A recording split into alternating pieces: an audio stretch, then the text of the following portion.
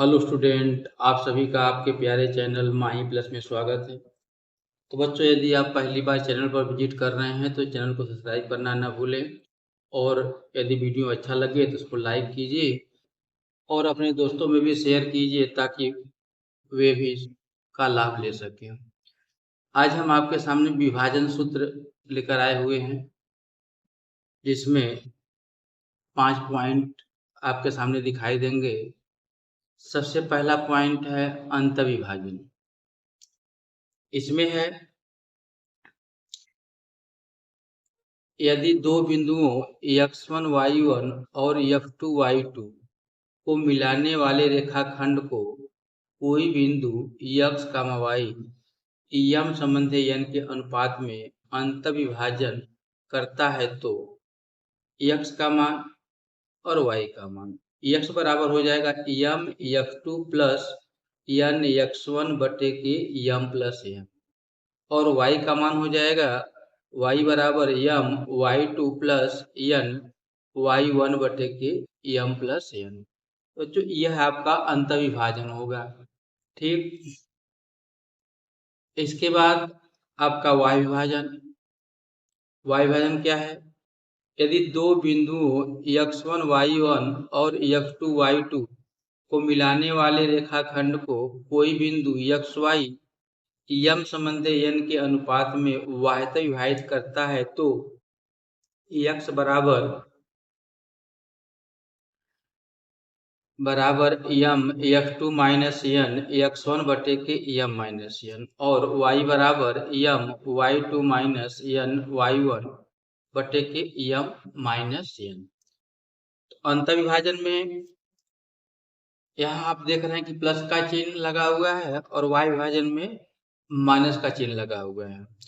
अंतःविभाजन वाला बिंदु दिए गए दोनों बिंदुओं के बीच में कहीं होता है, जबकि y विभाजन वाला बिंदु दिए गए दोनों बिंदुओं के बाहर किसी एक बिंदु की ओर होता है। ठीक, अब आगे आपका है बिंदु। मध्य बिंदु में क्या है कि यदि दो बिंदुओं x1 y1 और f2 y2 को मिलाने वाले रेखाखंड को कोई बिंदु xy समद्विभाजित करता है तो x बराबर x1 प्लस x2 बटे के 2 और y बराबर y1 प्लस y2 बटे के 2। तो यह दिए गए बिंदु को मिलाने वाले रेखाखंड का मध्य बिंदु होता है, ठीक बीच में होता है, जिससे अनुपात जो है एक संबंधी एक का हो जाता है। ठीक, आपने अभी देखा अंतःविभाजन, y विभाजन और मध्य बिंदु।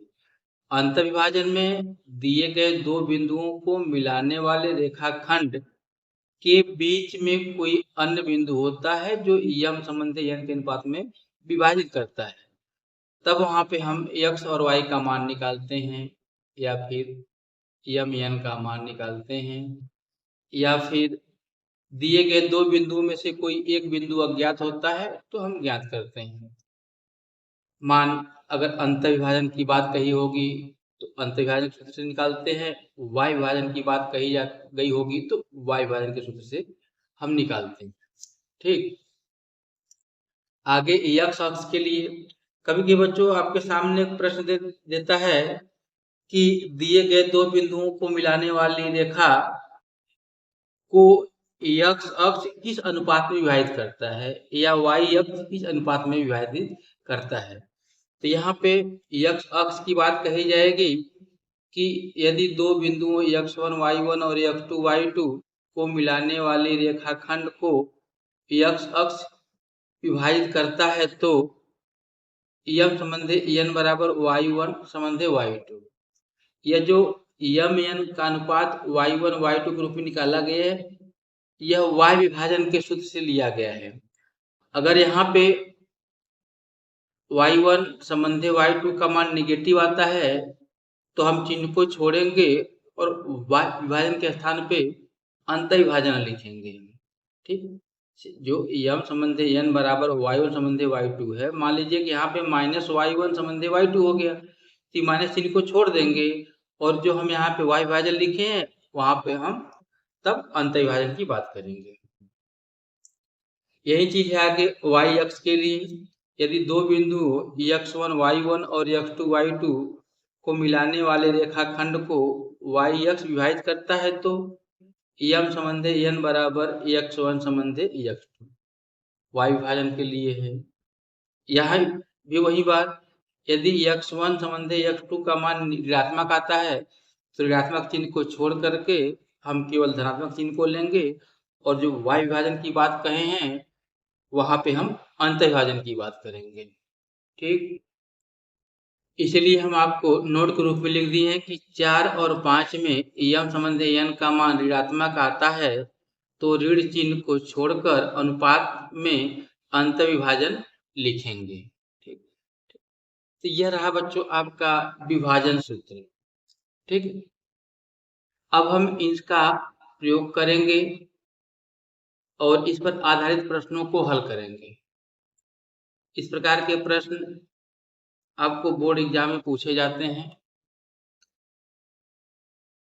तो आपने विभाजन सूत्र में देखा कि अंत विभाजन, y विभाजन, मध्य बिंदु, x अक्ष के लिए, y अक्ष के लिए, तो इन सभी पर प्रश्न आएंगे। सभी प्रश्नों को हम लोग देखेंगे। आज के लिए इतना ही, फिर मिलेंगे अगले वीडियो के साथ। तब तक यदि अभी आप चैनल को सब्सक्राइब नहीं किए हैं तो चैनल को सब्सक्राइब करें। वीडियो अच्छा लगा हो तो लाइक करें और अपने दोस्तों को भी शेयर करें। धन्यवाद।